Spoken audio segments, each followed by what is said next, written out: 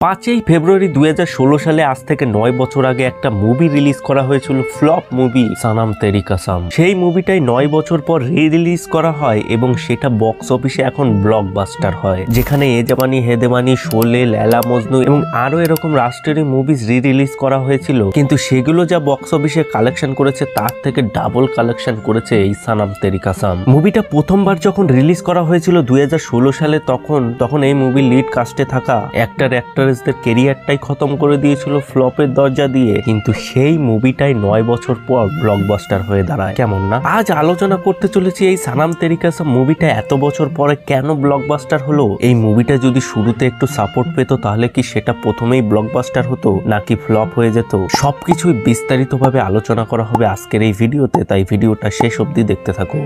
जब भी सनम तेरी कसम याद करता हूँ एक हल्का सा दर्द रहता ही है कि नहीं गए थे लोग देखने तब।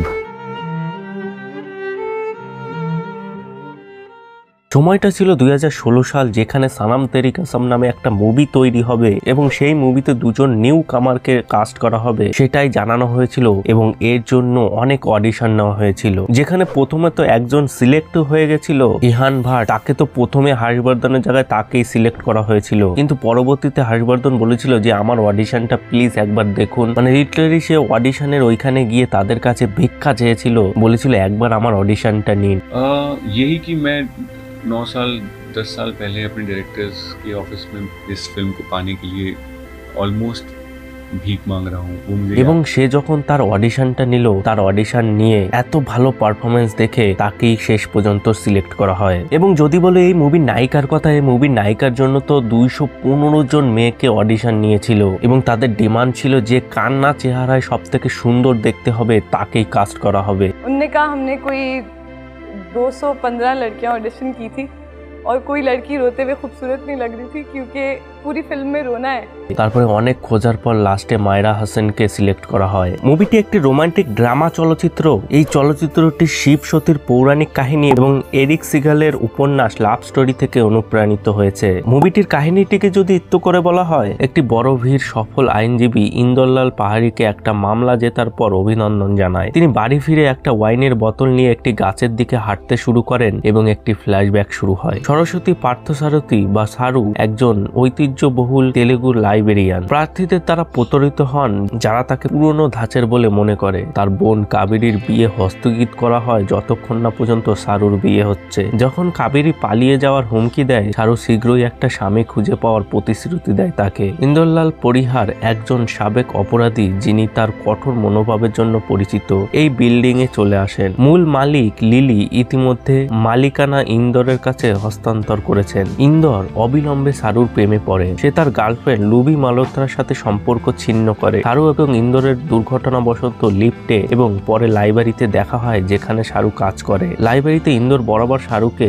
লিখিত বার্তা পাঠানোর চেষ্টা করে, কিন্তু সারু সবসময় তাকে উপেক্ষা করে। সারু গোপনে ইন্দরের সাথে দেখা করে রুবির কাছ থেকে একটা মেক ওভার পেতে, তার সহকর্মী অভিমান্যুকে প্রবাহিত করার আশায়। একদিন রুবি মদ্যপান করে হঠাৎ করে সেই তাদের ঘরে প্রবেশ করে, তখন সে তাকে ভুল বোঝে। সারুর দিকে একটা ওয়াইনের বোতল ছুঁড়ে মারে। ইন্দর সারুকে রক্ষা করার জন্য নিজে আহত হয়। তার চিকিৎসার জন্য বের হওয়ার সময় নিরাপত্তা প্রহরীরা তাকে দেখে এবং মনে করে তারা দুজন ঘনিষ্ঠ। প্রতিবেশীদের সতর্ক করে। সারু ইন্দরের ক্ষতের যত্ন নেয়। পরে জয়রাম মানে সারুর বাবা প্রতিবেশীদের কাছ থেকে শুনতে পারে সারু ইন্দর তারা ঘনিষ্ঠ রয়েছে এবং তারা যখন তাদের ঘরে যায় তখন ইন্দরকে ওই সারুর পাশে বিছানায় খুঁজে পায়। এই দৃশ্যটি ভুল ব্যাখ্যা করা হয় এবং জয়রাম লজ্জিত হয়ে সারুকে ত্যাগ করে। সারু তার মায়ের কাছে গোপন কথা বলে, কিন্তু কাবেরীর বিয়ের জন্য তা গোপন রাখতেই বলে। ইন্দর সারুকে একটা নতুন অ্যাপার্টমেন্ট খুঁজে পেতে এবং একটি মেক ওভার পেতে সাহায্য করে, যা অভিমান্যুর দৃষ্টি আকর্ষণ করে। ইন্দর নীরব থাকে যখন অভিমান্যু প্রস্তাব দেয়। বিয়ের দিন অভিমান্যুর পরিবারের চাপের কারণে সারুকে প্রত্যাখ্যান করে এবং তাকে বিধ্বস্ত করে। সেই রাত্রি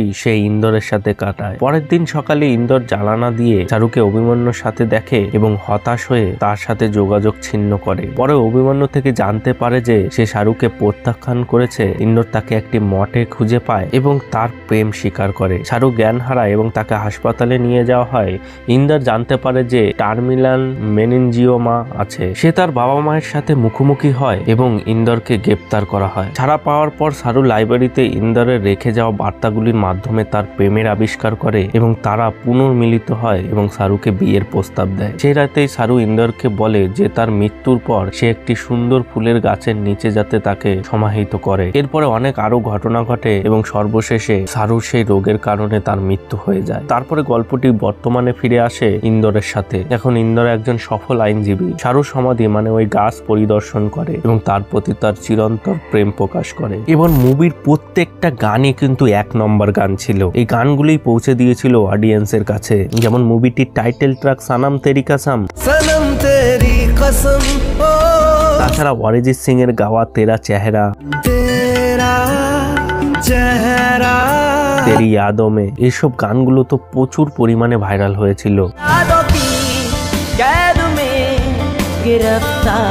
দেখো 2016 সালে কিন্তু সোশ্যাল মিডিয়াটা এতটাও পাওয়ারফুল ছিল না। মানে এখন যেহেতু প্রত্যেকটা ঘরে ঘরে এই ইন্টারনেট পৌঁছে গেছে, তাই সমস্ত মানুষের হাতেই কিন্তু মোবাইল ফোন পৌঁছে গেছে। তাই এখন কিন্তু অ্যাক্টিভ অডিয়েন্স কিন্তু অনেক। তাই এইসব মুভিগুলো সিন গান সমস্ত মানুষের কাছে কিন্তু পৌঁছে যায়। আর এখন তো জানো ব্রেকআপ হুকআপের জামানা, ম্যাক্সিমাম লাভ স্টোরি গুলো তো বেশি টেকেই না। মানে রিয়েল লাইফের কথা বলছি, রিয়েল লাইফেই ম্যাক্সিমাম লোকের লাভ স্টোরি ব্যর্থ।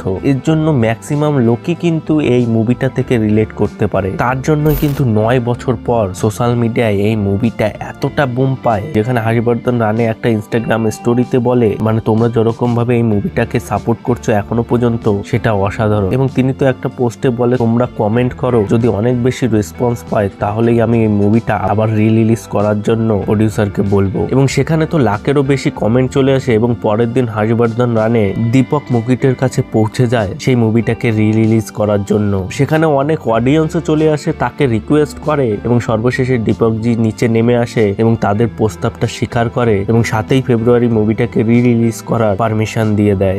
মুভিটি ইউটিউবে ফ্রিতে অ্যাভেলেবেল থাকা সত্ত্বেও মানে সেই মুভিটাতে ইউটিউবে কিন্তু এখনো পর্যন্ত 196 মিলিয়ন ভিউজও পেয়ে গেছে। তা থাকা সত্ত্বেও কিন্তু মানুষ থিয়েটারে গিয়ে মুভিটা দেখেছে এবং মুভিটা লাস্ট 12 দিনে 37.18 কোটি টাকা কালেকশন করেছে, যেটা কিন্তু হর্ষবর্ধন নিজেই তার ইনস্টাগ্রাম স্টোরিতে দিয়ে দেখিয়েছে। মানে এর পাশাপাশি রিলিজ করা নতুন মুভিগুলো এই টাকা ইনকাম করতে পারেনি। তারা প্রথম 4 দিনেই 18.35 কোটি টাকা কালেকশন করে ফেলে। ফ্রাইডেতে 4 কোটি টাকা, স্যাটারডেতে 5.25 কোটি টাকা, সানডেতে 6 কোটি টাকা, মন্ডেতে 3.15 কোটি টাকা। মানে টোটাল 4 দিনেই 18.35 কোটি টাকা কালেকশন করে ফেলে। হর্ষবর্ধন বলে এই মুভিটা যদি ভালো পারফরমেন্স করে তাহলে আমি সেই কোটটা আবার পরবো। মানে যে কোটটা সে পরেছিল শাহরুর জন্য ওই গাছের তলায়, সেই কোটটা সে এখনো যত্ন সহকারে রেখে দিয়েছে। সে বলে এই মুভিটা যদি ভালো পারফরমেন্স করে তাহলে এই কোটটা পরবো, তা না হলে ওই কোটটা সেখানেই টাঙানো থাকবে। ফাইনালি মুভিটা বক্স অফিসে সাকসেসফুল হয়, ব্লকবাস্টার হয় এবং সে কিন্তু ওই কোটটা পরেই থিয়েটারে যায়। এবং তারপরে এই মুভিটাই ইন্ডিয়ার নাম্বার 1 মুভি হয়ে যায়, যে রিলিজে সব থেকে বেশি টাকা ইনকাম করেছে। এর নিচে আছে তুম মাড,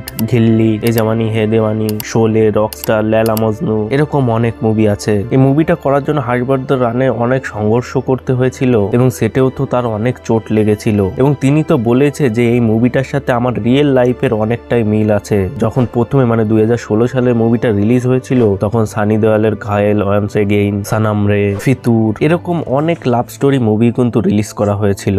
যদিও সেগুলো সেরকম চলেনি, কিন্তু এই সনম তেরি কসম মুভিটাকে কিন্তু কেউ সেরকম মানে এই বলিউডের কেউ সেরকম সাপোর্ট করেনি। না তার বিরুদ্ধে কোনো পোস্ট মানে নিউ কামার হিসাবে তাকে নিয়ে কোনো কথা কেউ বলেনি। এর জন্যই তার মুভিটা কিন্তু নিচেই পড়ে গেছে। মানুষ এই মুভিটাকে কতটা রিলেট করতে পারছে সেটা তাদের কমেন্ট বক্স দেখলেই বোঝা যায়। মানে গোল্ড মাইন্সে একটা মুভি রিলিজ করা হয় কেজিএফ মুভি, যেটায় 332 মিলিয়ন ভিউজ আসে, কিন্তু তার কমেন্ট সেকশনে গেলে দেখা যায় মাত্র 39,000 কমেন্টই করেছে মানুষ। মানে মুভিটাকে সবাই এনজয় করেছে কিন্তু মুভিটার সাথে কেউ রিলেট করতে পারেনি। কিন্তু সেই দিকে দাঁড়িয়ে মানে সনম তেরি কসম মুভিটাকে 196 মিলিয়ন লোক দেখেছে, কিন্তু তার কমেন্ট বক্সে লাখেরও বেশি কমেন্ট হয়েছে। তাদের ভাবনা, তাদের ইমোশন সব সবকিছু কিন্তু তাদের এই কমেন্ট বক্সে তারা বলে যাচ্ছে। যেখানে কেউ লিখছে Pushpa 2, Animal, KGF, this movie are nothing in front of Sanam Teri Kasam. Kabir Singh is nothing in front of this masterpiece, most underrated movie in Bollywood industry. মানে হাজারো এরকম কমেন্ট পেয়ে যাবে যেগুলো কমেন্ট বক্সে কিন্তু রয়েছে। মানে 2024-এ জানানো হয়েছিল যে সানাম তেরি কাসাম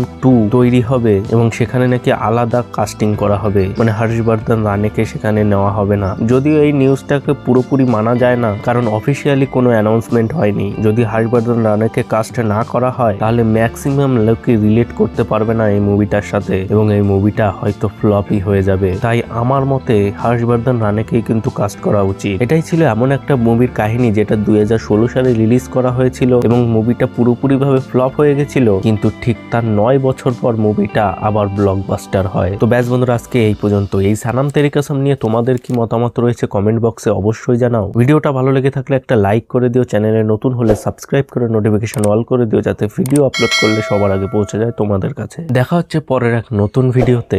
বাই।